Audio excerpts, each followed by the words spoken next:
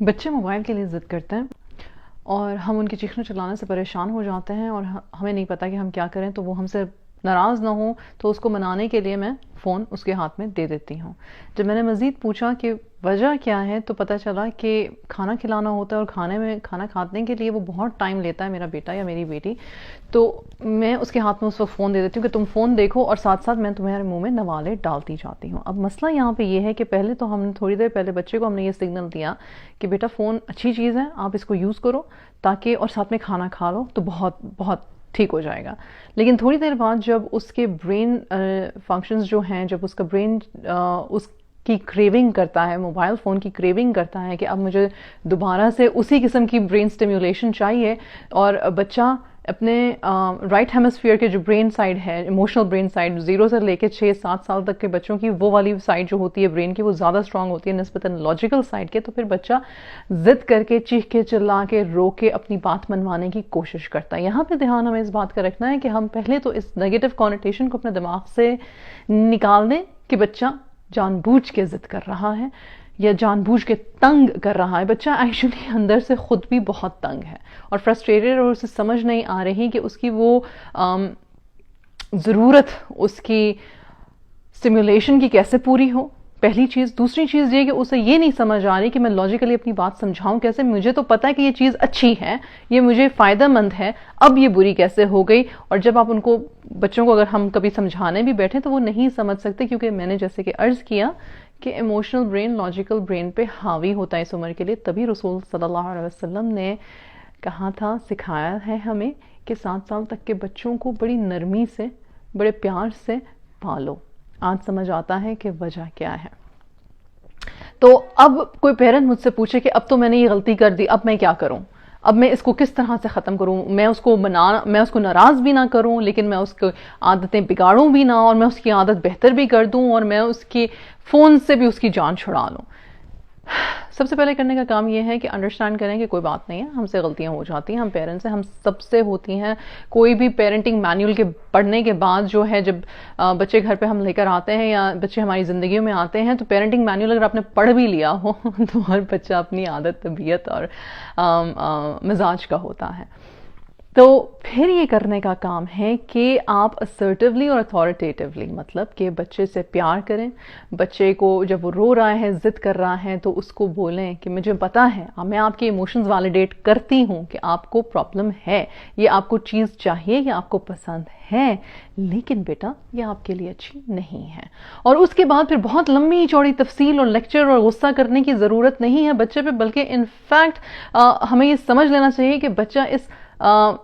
Capacity میں نہیں ہے کہ وہ بہت زیادہ لمبے چوڑے لیکچر یا ہماری بات کو سمجھنے کی کوشش کرے۔ پہلے دن زیادہ تکلیف ہوگی، لیکن 10ویں 12ویں دن تک وہ ضد جو ہے وہ قدرے کم ہو جائے گی، اور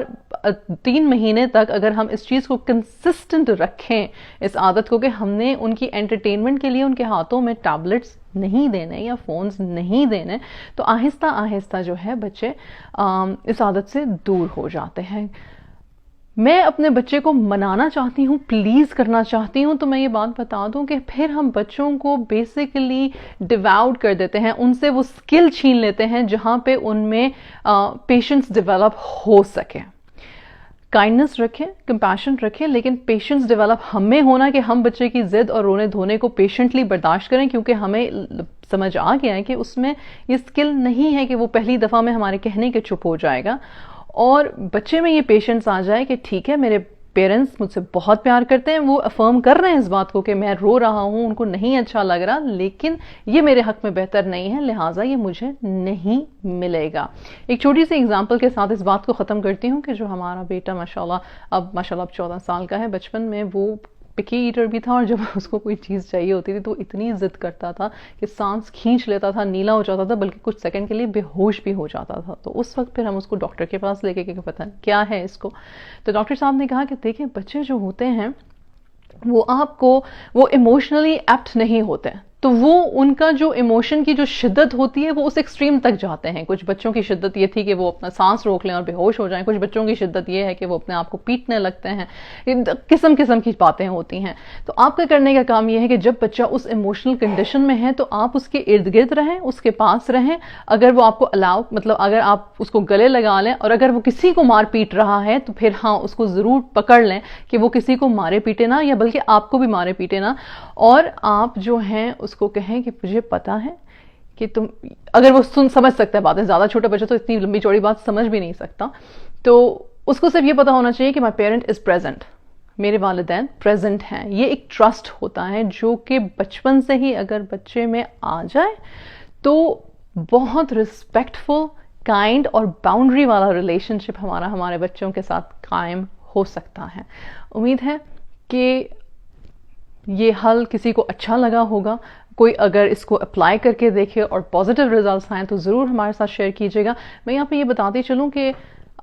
ہر گھر, ہر ماحول, ہر طبیعت کے لوگ ایک چیز اپلائی نہیں کر سکتے. It's not one size fits all, different طریقے ہیں کرنے کے. لیکن جو مین بات, جو مین مقصد یہاں پہ تھا وہ یہ تھا کہ بچوں کی مینٹل ڈیولپمنٹ اور ہمارے ایکسپیرئنس دونوں کو کمپیشن کی, کائنڈنس کی ضرورت ہوتی ہے. ہر مسئلہ فوراً سے حل نہیں ہوتا, ایک دن میں تو بالکل بھی نہیں ہوتا, لیکن کنسسٹنسی کے ساتھ اور نرمی کے ساتھ اپنی باؤنڈریز کا خیال کرتے ہوئے اور سیکھتے سکھاتے ہوئے ہم انشاءاللہ اچھی پیرنٹنگ ضرور کرنے میں کامیاب ہو جائیں گے. Take care. السلام علیکم.